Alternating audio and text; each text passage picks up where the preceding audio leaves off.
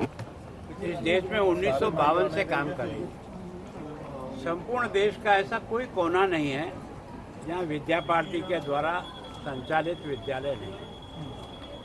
पंजाब में यहाँ सर्व हितकारी समिति के नाम से इन्होंने इसको प्रारंभ करके 122 यहाँ औपचारिक स्कूल है और 294 अनौपचारिक स्कूल है, एक सैनिक स्कूल भी चला है।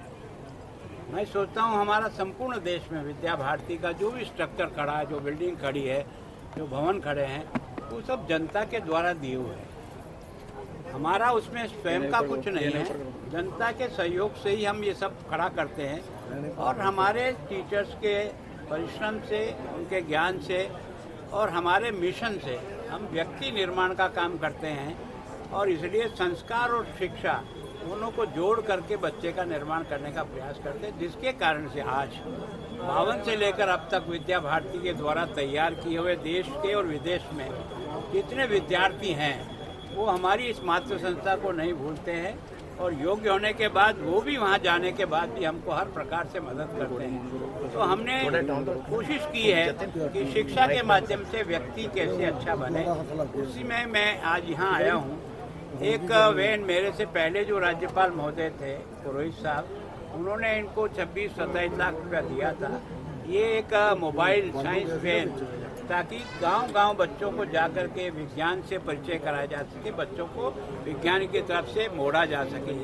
और दूसरा जो शिशु वाटिका है 75 लाख रुपए की बनी है, उसका भी आप लोकार्पण हुआ है, ताकि 2020 की जो हमारी राष्ट्रीय शिक्षा नीति है उसके तहत बच्चों को बहुत प्रारंभ से ही हम अपनी भारतीय संस्कृति और संस्कारों से जोड़ने के प्रयत्न के लिए ये जो साधन हमको मिला है, उससे हम बच्चों का संस्कार बहुत छोटी उम्र से डालने का प्रयत्न करते हैं। फिरोजपुर इलाके में एक बच्चे के स्कूल से हथियार मिला है, जो तस्कर हैं वो लोग बच्चों के स्कूल बैग को जो कि सामग्री का बना रहे हैं। ये क्या है, देखो हमारा सौभाग्य है कि विद्या भारती के देश में हजारों स्कूल है, लाखों बच्चे हैं, लाखों अध्यापक हैं, लेकिन अब तक 52 से लेकर भी एक भी घटना ऐसे हमारे विद्यालय की नहीं घटी। ये सरकारी स्कूल की वहाँ की बात कर रहा हूं। सरकारी स्कूल भी इम्प्रूव कर रहे हैं। जैसे मैं चंडीगढ़ में हूँ, जितने भी सरकारी विद्यालय में 90% से अधिक बच्चे आए हैं वो सब सामान्य बच्चे हैं, क्योंकि सरकारी स्कूल में सामान्य बच्चा ही आ पाता है,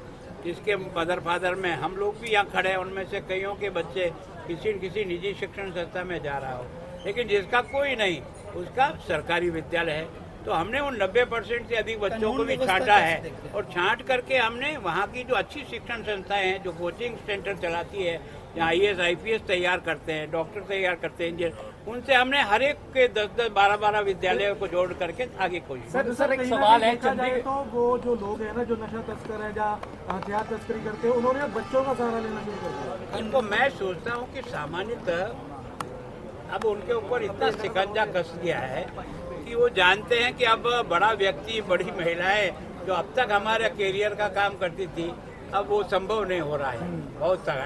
तो उसके कारण से अब उन्होंने छोटे बच्चे जिन पर सामान्यतः आदमी कभी शंका नहीं करेगा, उनका सहारा ले रहे। लेकिन हम शिक्षा की इस विद्यालयों को जोड़ करके ही उन बच्चों को स्वयं तैयार करेंगे कि वही इसके विद्रोह में खड़े हो जाए। सर एक सवाल है, चंडीगढ़ में IPS पूरन की मौत के मामले को आप कैसे देख रहे हैं सर? जो देखो, मैं सोचता हूँ ये जांच का विषय है जी, इसके बारे में कोई कमेंट्स करना उचित नहीं है। जो FIR दर्ज करनी हो कर ली, जांच कमेटी बनानी हो कमेटी बना दी। रिपोर्ट को लेकर दबाव बनाया जा रहा, मामले को दबाया जा रहा है। मैं सोचता हूँ हमारा काम कानून के अनुसार काम करने का है। हमारा पंजाब सरकार ने